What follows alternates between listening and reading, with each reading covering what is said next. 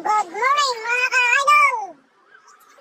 Dito tayo ngayon sa San Narciso, Zambales. Ayan, ang ganda ng beach dito sa Crystal Beach. Ayan. Oh, linaw ng dagat. Ha? Parang Boracay din. Ayan. Walang katao-tao dito. Kasi ano to eh, marang entrance dito sa Crystal Beach. Sa ilang naliligo dito guys.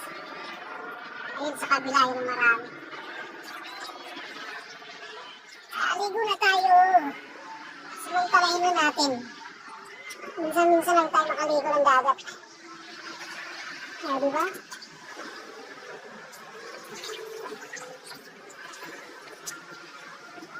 Okay.